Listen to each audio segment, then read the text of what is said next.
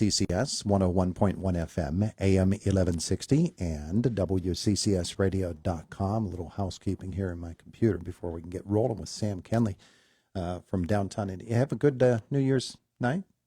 I did. How about you? I survived it. Basically, what you do is you survive it. Yeah, absolutely. And we managed to do that. Again, I don't think I've ever gone out for New Year's night because I'm always working here the next morning. Right. Yeah, I like to stay in too. We spend time with family playing cards, and of course, I eat way too much. So, of course, I am on the road at the same time as everybody else. It's just I'm coming into work that morning, right. And they're coming home from their New Year's celebration. Right. Sam Kenley from downtown Indiana with us this morning. It's Indiana in the Morning. Our visit presented by Marcus & Mack, voted best law firm, best personal injury lawyer 3 years in a row in the Best of Indiana County contest. Visit them online at marcusandmack.com. We have a lot of fun talking about downtown Indiana and the events, and the It's a Wonderful Life Festival was a big one, of course, and one of the big events of the year for you folks. But there's a serious element to it, too. You guys are just like every other business. You're trying to do what it is to get people through the door so you can show off what you have for sale or for services, and so that serious element mixes with the fun stuff, yes. And you come up with the formula that seems to be working pretty well. Absolutely. I mean, if you're not having fun at what you're doing, why are you doing it? Yeah. And we just try to, bring different levels to the community, foot traffic for the businesses, and we should be having fun while we're doing it and having the interactions and the community togetherness and the support. It's a lot. It really is, but it's wonderful. It's a wonderful experience. And, you talk about the It's a Wonderful Life. What an exhausting 6-7 weeks there, but it is so worth it. And, we can't be more thankful to say thank you to everybody in the community. We start with First Commonwealth Bank being our sponsor for that event for several years now. We couldn't do it without you. Every organization, every business, every volunteer. Again, there was over 250 people that put their hands together to make this event happen, and over 100 businesses that get involved. And for the community and the support, hundreds and hundreds of people out every Saturday, brave the cold, the snow, the rain, being there to support, having Santa Claus in IRMC Park. We had over 300 people participate in our cookie tour this year. We had almost 100 people participate in the Blitzen Holiday Trivia Tour. It was just overwhelming with the amount of support that we got for all of our events, foot traffic for downtown Indiana and the businesses.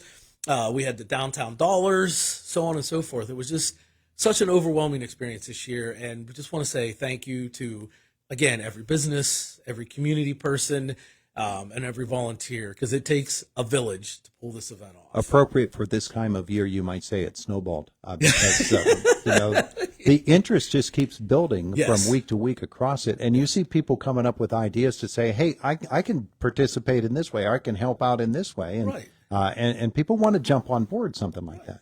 Well, and that's the great part about it. We have so many things and so many different events going on that when somebody gets involved, it doesn't have to be from start to finish. It could be with one particular event or one particular activity. So, we encourage people, anybody that wants to volunteer and get their hands involved, to be part of the community and help out with not just with It's a Wonderful Life, but any of our downtown events. We're always welcoming to new volunteers to helping out. So.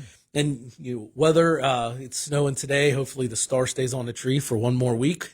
Well, for Light Up Night, I don't know if you realized, but our star had fallen off the tree like right before Light Up happened that night. So I drove through and I saw that it wasn't there, and then a week or so later it was. Well, we got it back up that afternoon, but unfortunately it shorted out some of the lights in the tree. So it took about a week or so to get the lights balanced out on the tree. So I know there was some disappointment out there. I know I was disappointed, but we pulled through it. It just took a little over a week to get it regroup there with the lights on. Looked the tree. really, really nice. It did. It turned out wonderful. And it just, sometimes everything happens for a reason, and challenge accepted. And I think we learned a few things to make some improvements for next year as well. I tell you, if you go down a couple of blocks and you look up the street at the star at the top of the tree, looked like a cross. Oh, yeah, absolutely. And I thought that was one of the best elements of the entire season. And some people were taking pictures and sending them to me. Some of the best I got was a few people were standing at the top of Vinegar Hill, taking a picture down, and they got it when it was snowing. Oh, it was gorgeous. It was beautiful. So Nice. So It's a Wonderful Life Festival, great success, and a lot of hands went into making that happen.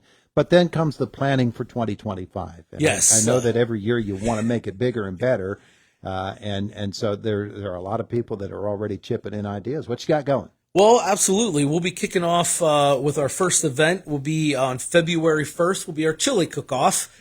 We'll have some changes to that event. We're going to bring it to a venue downtown this year. We're going to change up some things on that. We've kind of changed the date on it too. We bumped it up a little bit in February this year to try to base it around Groundhog's Day to make it a full fun weekend. So keep your eye out for more information on that. We just have like a couple details to finish, and then everything will be advertised on Facebook with that. We'll have the not a DI event, but one to be noted for many businesses downtown. On Friday, March 7th, will be the St. Patty Open. The Coney Island will be hosting that, where everybody goes around to the different locations. Yeah. With putt golf. Always a great time, a lot of people. So, if you're out and about that night, keep your eyes out. Streets will be packed. And then we brought back the St. Patrick's Day Parade last year. So we'll be doing that again this year, and that'll be on March 15th. So look for details on that coming soon. And then we jump into April with the Easter Bunny Trail on April 12th. So that's where the businesses will be handing out some Easter candy and eggs, and families can walk around and in and out each shop and restaurants. So another exciting event for the kids. They love that. Our trick or treat last year, thousands of people were involved with that. See heads up and down the street. That was the Saturday morning thing? Yeah. I remember I was leaving Coach's Corner after having completed the program, and I don't think I've ever seen those streets so excited with little kids. It was amazing. And we jump, like every year it increases a little bit for participating stops. We had, I believe it was 55 stops on the map, but then there was still like 10 more places that jumped on last minute. So there was close to 65 stops for the kids to participate and get the candy. It was an overwhelming experience, and it was great. Everybody had so much fun seeing all the kids dressed up, and I love seeing the parents dress up with the kids too. It just makes it a full family event. So always appreciative of that. Yeah. So you've got the Easter thing coming. Yeah. And then we jump into April 17th will be our first Third Thursday, coming back with those. So we'll have announcements of the bands and vendors, and that'll run from April through September, the Third Thursday events. So we did really well with those last year. They keep increasing with numbers of people, and we just hope to keep elevating that event. We're trying to switch up some entertainment and some of the food vendors, and also with our beer vendors as well. So we always have Noblestein Levity. We added Coney Creek last year. We're looking to add a couple more for the adult beverages. And I know we ran into some complications with a couple of food vendors last year there was a flooding and we lost some vehicles. So we were short a few vendors last year, but we're going to keep elevating those. So that's good. Keep it exciting and fresh. And we want to get more and more people to come down for that. So I think we're going to adjust some times on that this year. Normally we do it like 5 to 7. We're going to look to probably do that 5 to 8, and then have the band start at 6. So it gives some people the opportunity to get out of work and to be able to get settled a little bit to come up for the event. Do some tweaks. Yeah, it's got to change some things up a little bit. All right, that's good. Good stuff. And then we jump into May. We'll have Spring Ladies Day Out on May 3rd. And then in May, on May 17th, right across the street here, it'll be Jimmy Stewart's birthday celebration at the Jimmy Stewart Museum. And then we throw out some information here. The West Sylvania Jazz and Blue Festivals will be on Memorial Day weekend on May 24th. And then we brought the car show back last year, so we're going to do that again this year. We scheduled that for June 15th. And what an overwhelming turnout last year. We had almost 300 cars up here. Again, the streets were packed. We had a great time. Got to make the sun shine. Then absolutely, the cars will come out. Yeah, and it was crazy. Like the sun was shining and beautiful. The event ended at 7. It was about 6:35, and it sprinkled a little bit. So it didn't hurt our event at all. Everybody was kind of packing up and ready to shut it down. So it worked out nice. And then we'll go right into July. July 10th will be our Taste and Tour. another big event. Oh, yeah. I feel like we just did that. Now we're talking about it. I might still be in a food coma from it from last year. It's still a half a year away, Sam. So Right, you've got yeah. time. I just love that event. And then in August, on August 10th, will be our Italian festival. And we'll be doing a car show with the Italian festival again this year. That was an added addition last year, and it worked out wonderfully. So See, that's one you might not be recovered from Taste and Tour because you turn around, you fill up on Italian. Well, yeah, I know. Maybe it's just the two tied together, We eat oh my gosh, some amazing meatballs last year.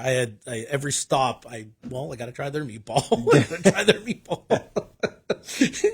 Oh my goodness. Yeah.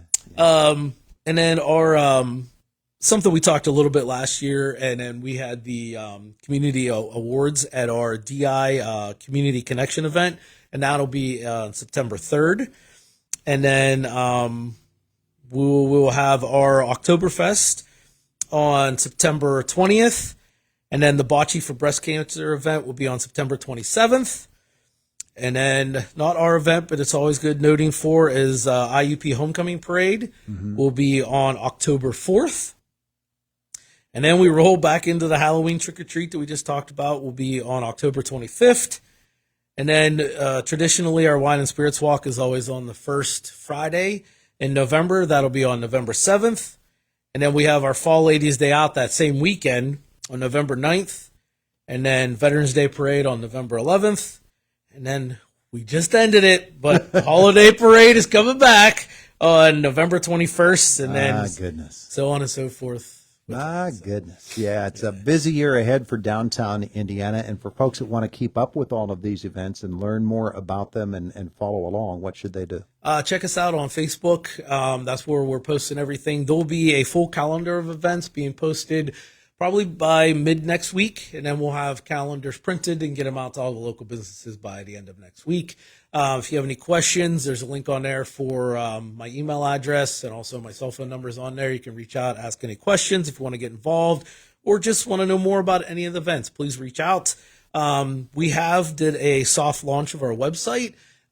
We're filtering through a couple back-end fixes, and hopefully that'll be launched to the general public here by the end of the month. So that'll be a new, exciting way to interact with all of our events, sign up to be vendors or participate, or ask any questions too. So good stuff with downtown Indiana. Sam, thanks for the visit this morning. Looking forward to a great year. My pleasure, and thank you, Todd. We're looking forward to it. Happy New Year. It is the voice of Indiana County. It's WCCS 101.1 FM, AM 1160, and WCCSradio.com.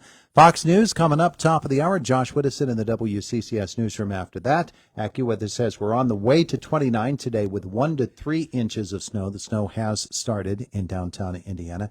Current temperature 24. It's Indiana in the morning on WCCS.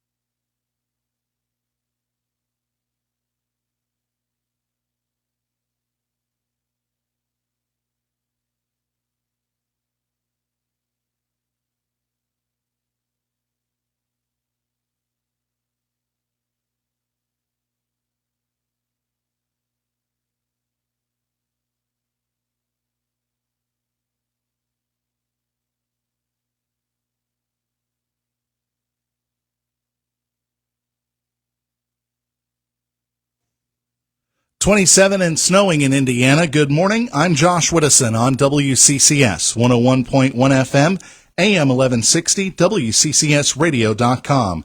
9:02 on this third day of January 2025. And as the snow's falling, we could see more of it for the first weekend of 2025. The National Weather Service has issued a winter weather advisory for most of Indiana County, along with all of Jefferson and Armstrong counties and most of Westmoreland County. That will remain in effect until 10 o'clock tomorrow morning. Between 2 to 5 inches of snow is expected during that time. That could make road conditions rough for the morning and evening commutes. However, a winter storm warning is in effect for the southeast ridges of the county for the same time period. Heavy snow and patchy blowing snow expected between now and Saturday for that area, bringing anywhere between 5 inches to 1 foot of snow, along with winds gusting as high as 45 miles an hour. PennDOT says avoiding travel during the dangerous conditions is the best way to stay out of trouble, but if you have to go, travel at speeds that are suitable for conditions, turn on headlights, do not drive distracted, keep your car free of snow and ice, and if the conditions turn to a whiteout, come to a complete stop only when you can safely pull off the roadway. Stay with us on your hometown radio stations, on air, and online for the latest AccuWeather updates. We'll have a check of the forecast in a few minutes. Teddy Bear Fun Drive News Time 9:03. News brought to you by Indiana Regional Medical Center. Better health, better life.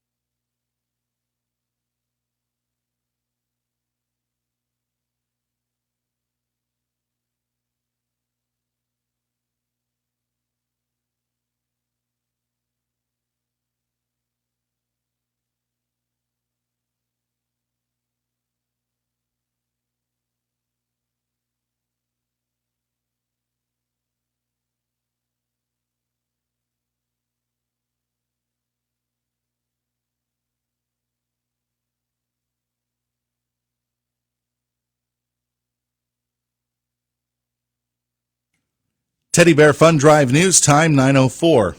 Criminal call hearings are on the schedule today at the Indiana County Courts.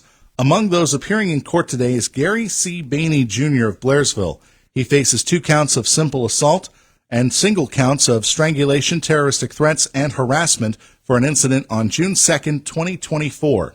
Blairsville police did not release the full details on the incident, but he was arrested after a warrant was issued by Judge Robert Bell Sr. Charges were ordered to proceed to court last month. 45 years ago, a kill for thrill spree that went through Westmoreland, Allegheny, Armstrong, and Indiana counties. Later this month, a memorial service will be held in Armstrong County for one of the victims. A celebration of life service has been scheduled for Apollo Police Officer Leonard C. Miller for January 19th from 2 to 4 p.m. at the First Evangelical Lutheran Church in downtown Apollo. He was one of 4 people killed by Michael Travaglia and John Lesko around New Year's Day 1980. The first killing happened December 27th of 1979 when the 2 tortured and shot Peter Lovato, then drove him to the Loyalhanna Dam. 4 days later, they were picked up while hitchhiking by Marlene Newcomer, a Fayette County woman, who they killed and left in a parking garage in Pittsburgh. The 2 then kidnapped Mount Lebanon Church organist William Nichols, tortured and bound him, drove him to Blue Spruce Lake in Indiana County, and drowned him after weighing him down. Miller, who was on his 3rd day as a full-time officer with the Apollo Police Department, was killed after the 2 lured him into chasing and pulling them over on the Apollo Bridge. Travaglia died while awaiting execution in 2017. Lesko remains on death row. Along with a noise violation early Wednesday morning, Indiana Borough Police report 2 additional incidents from New Year's Day. Both incidents occurred shortly after 3 p.m. The first summoned officers to the 100 block of North 8th Street at 3:19 in the morning for a man attempting to enter a home. Upon investigating, 22-year-old Chad Colson of Pittsburgh was identified as the suspect. Police also noticed him under the influence of alcohol. He was arrested and cited for public drunkenness. Then a 1-vehicle crash was reported near 400 South 6th Street. This was around 20 minutes later. Officers say 24-year-old Nasaya Llewellyn of Johnstown was under the influence of alcohol to the point where she was unsafe to drive. Llewellyn was arrested, evidence was collected, and she was placed in Indiana County Jail to await arraignment. Charges of DUI, criminal mischief, and several summary traffic violations were filed through District Judge Robert Bell Sr.'s office. Teddy Bear Fun Drive News Time 9:07 AccuWeather Forecast is next.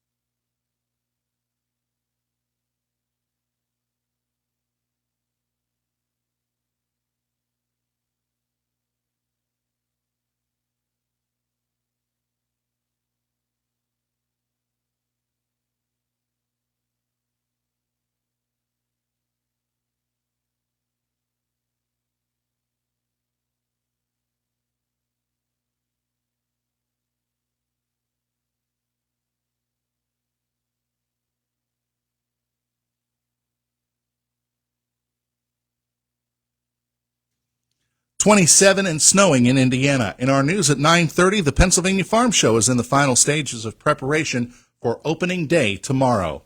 Take WCCS wherever you go by listening online using your mobile device or computer. Find the Listen Live link at WCCSradio.com.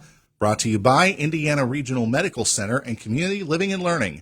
I'm Josh Whittison for WCCS. Teddy Bear Fun Drive News Time 9:08. Time for Sports in a Minute, brought to you by Indiana Regional Medical Center. Better health, better life. Here's Todd Marino. All right, Josh, high school basketball on the air tonight. There will be a couple of games, including a big one between River Valley and Marion Center. That's on Cat Country 106.3 FM. Here on WCCS, it's the Homer Center girls and Purchase Line. High school basketball last night, the boys in the Heritage Conference, as the Homer Center Wildcats beat Purchase Line. United a winner over Conemaugh Valley. River Valley downing Marion Center.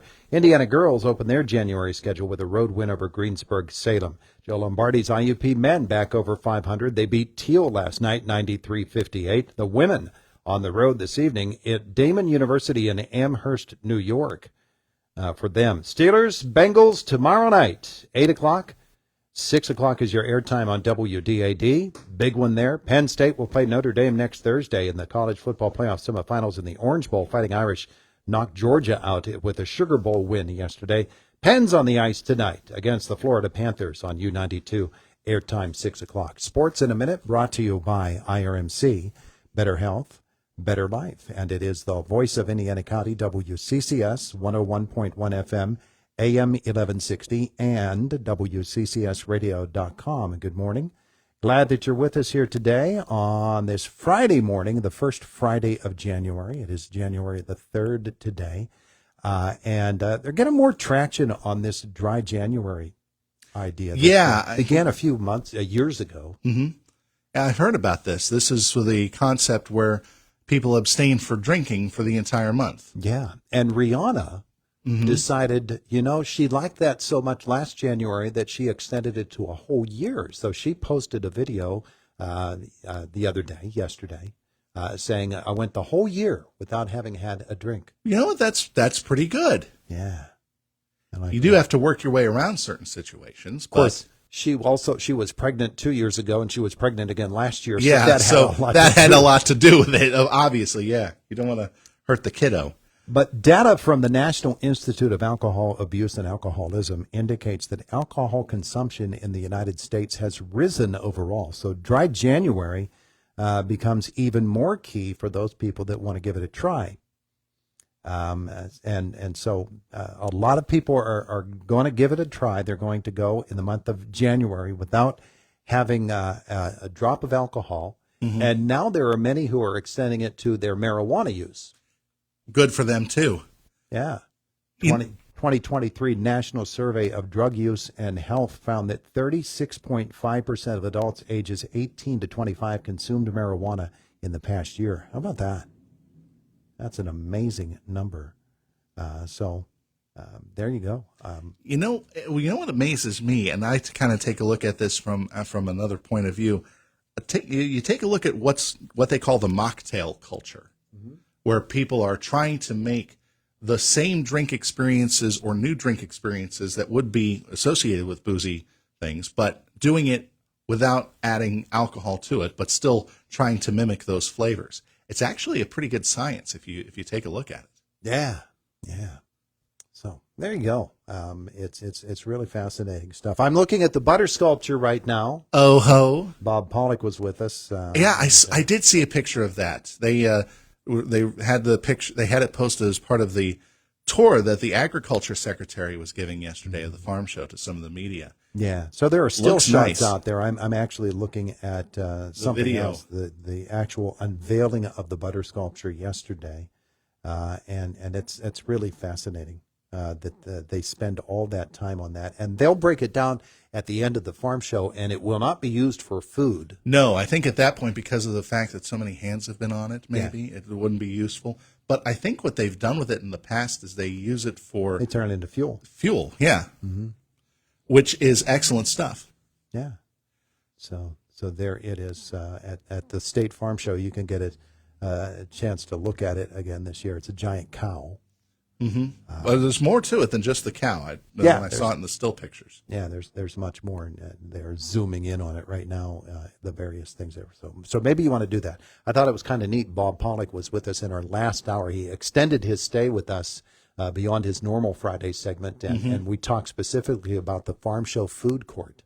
Yeah, I paid very close attention to that because you know me, Todd, and I do like food, and I'm trying to make sure I eat a little healthier. Maybe some of those options presented at the farm show could be healthier alternatives. Well, I was particularly interested in the description of the aromas of it, because you have all of those foods in that food court, each of them with their own wonderful aroma. So it must smell incredible, but would the smells actually mix well? You know what? together? You do have a point there. I mean, when you go to like a county fair, you're out in the open and you can smell each distinct food truck as you go by. Yeah. But if you're in an enclosed space like that, I can see your point. Yeah. You wonder what that if that is. If Probably that's- would be delicious. Probably smell like a 4-course meal. if that is good or not so good. You might turn some people off. And as we mentioned in our article, there's going to be some cooking demos going on there. One of them, as I said, Food Network chef Jet Tila. He's been on Guy's Grocery Games as a judge and as a competitor, and has also competed. I think he was a semifinalist in their Tournament of Champions. They did like a basketball style bracket, win and you move on to the next round type of thing, tournament. And he's made it to the semifinals of that. Yeah. He's pretty good. You know, one of the things we did not do in association with today that we try to highlight this every year on January 3rd is this is the day the Curse of the Bambino was born. Babe Ruth was acquired by the Yankees from the Red Sox this date. Mm-hmm. At 19, was it 23? I think it was. Yeah. But that curse is now over. It was 20. 1920. 1920. So this would be 105 years, right? Curse of the Bambino was finally broken in 2004. Mm-hmm. 9:16 in the morning now. It's Indiana in the morning on WCCS 101.1 FM, AM 1160 and WCCSradio.com. I think we're going to be hooking up with Larry Venturini from PA Career Link in this hour in a couple of moments. So we'll check in with Larry. Yeah, it's going to be him. And coming up in our next hour, former state senator Bob Eichelberger is going to join us. John Eichelberger. He's going to join us, and we're going to talk about term limits. And one of the highlights, he's a big advocate for term limits, and one of the highlights of this past election in the post-election analysis is the number of candidates who are staunch advocates for term limits who were elected in this past year. It's pretty overwhelming, including Dave McCormick, who is a big guy on term limits. And it was interesting to me to read that because I don't recall that being a big platform. I think what it is we hear so much during the election cycle about the candidates battling each other and who's appearing where and things of that nature that we never really hear, as much as we should at least, what they're advocating, what their ideas are. That's something we need to do better. in our political campaigning. We'll talk to Eichelberger in our next hour. It's 9:17, next half hour. It's Indiana in the Morning on WCCS 101.1 FM, AM 1160, and WCCSradio.com. Indiana in the Morning, always presented by First Commonwealth Bank. Time to be first.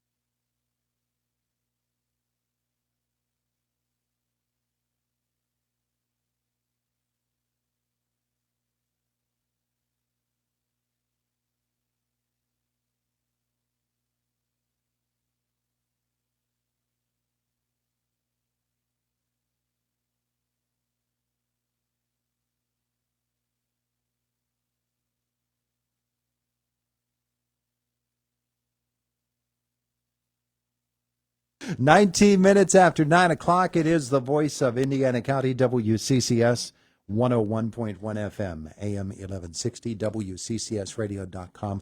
Larry Venturini from PA CareerLink is on the line with us this morning. Larry, Happy New Year. Happy New Year to you. Hope it's a wonderful day for you today and a wonderful Oh, it's year. beautiful. Hey, I'm reading this list, and since we're talking jobs and finding folks good careers, I'm reading this list here of Yeah, workplace. today we have a lot of jobs that are coming open, but today I kind of wanted to, as normal, we have a lot of construction, healthcare that are picking up for the beginning of the new year. Mm-hmm. But I kind of wanted to highlight job fairs today.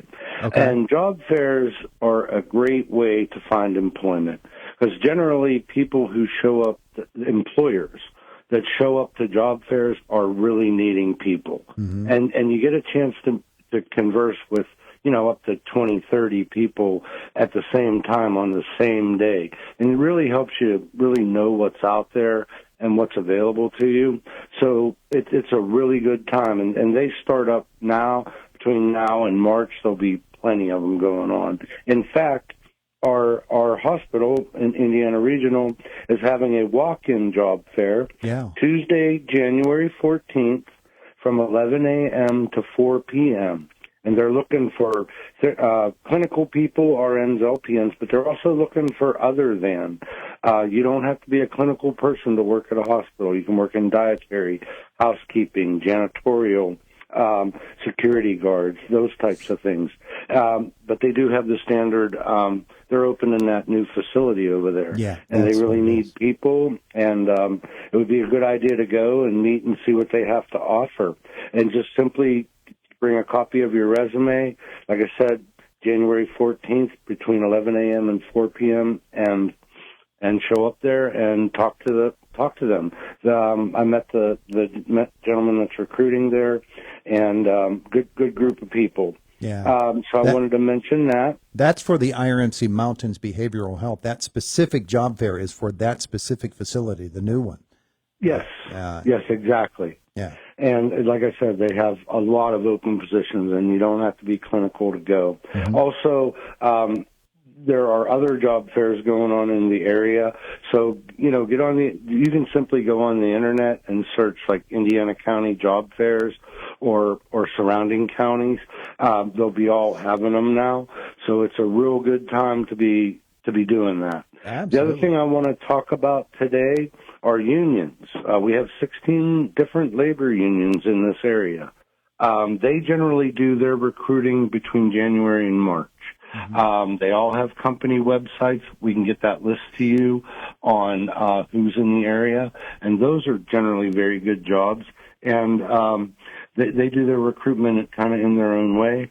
So you really do need to go to their website. And like I said, I'd be happy to provide that list to anyone that would call us. And you can call us at 724-471-7220, and we'll get you all the information about the job fairs and about the union enrollments. And we're definitely ready to start the new year, maybe with a new job. Sounds like a great plan, Larry. I like that. Yeah. Yeah. So all that's going on. Yes. Yeah. Hey, I wanted to highlight this with you as well today. Okay. A list of the top workplace taboos. Things you shouldn't be doing on the job. Okay. I thought you'd be interested in this. This is according to a Harris poll. Things you should never do at work. Their top 5 are getting drunk during work hours. I would agree. You know the thing about that? Only 74%. So only 3 out of 4 of us say that's never acceptable. I don't know. I don't know what those other 4 are doing. Well, I do know what they're doing, and That surprises me. using drugs during work is number 2. Okay. Drinking any amount of alcohol, number 3. These are things you shouldn't be doing at work. Dating a manager or anyone above you, and gossiping about a colleague, number 5. So those first top 4 or so. Those are things that everybody would look at and say, well, that really doesn't have a whole lot to do with the job. That's general lifestyle. You should be careful about all of that. But then you get into things like gossiping about a colleague, leaving a big mess in your workspace if somebody else is going to be using that workspace, things of that nature. And all of that has to do with holding a job. Now, with all of those different warnings, 12% say, yeah, I have drunk on the job. 5% say I've gotten really messed up drinking on the job. And 6% say, yeah, I've done drugs on the job. Wow. It's amazing to me the way that the workplace evolves. Yes, I agree with you. And gossiping, I totally have seen that so many times in my career. It always gets back to them. Yeah. So if you don't want to say it to their face, don't say it at all. Good ideas. All right. Thank you, Larry, for spending some time with us today. Appreciate it. Okay, get out to those job fairs and look at the union websites, and you can start your career this year. There you go. Larry Venturini with PA Career Link. It is the voice of Indiana County. It's WCCS 101.1 FM, AM 1160, WCCSradio.com. Boomer Sports brought to you by S&T Bank, People Forward Banking.